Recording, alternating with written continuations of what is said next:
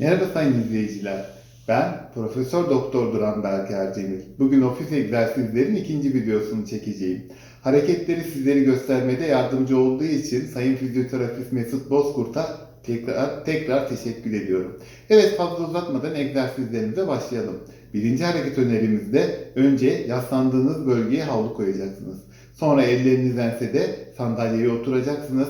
Ta ki ben sandalyeye doğru sırtınızı dayayarak arkaya doğru esneyeceksiniz. Bu şekilde 5-10 saniye durulacak. İkinci hareketimizde sandalyeye yan dönerek oturacaksınız. Yaslanma bölümüne bu hareketimizde de havlu koyacağız.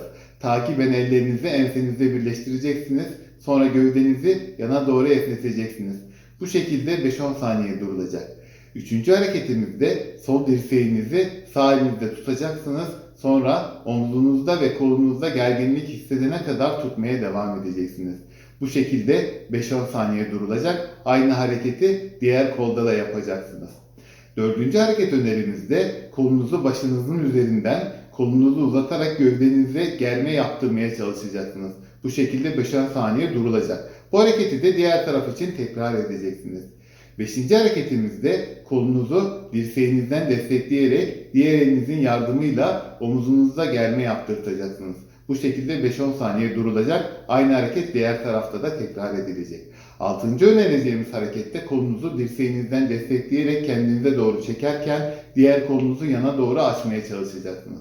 Bu şekilde 5-10 saniye durulacak. Aynı işlemi diğer tarafta da tekrar edeceksiniz.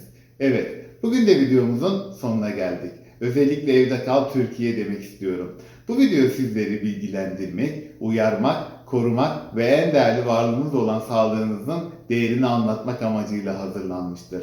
Problemleriniz için lütfen doktorunuza başvurunuz. Kanalımıza abone olmayı ve sevdiklerinizle paylaşmayı unutmayın. Sağlık ile kalın, mutlu kalın. Gelecek videolarda görüşmek dileğiyle, hoşça kalın.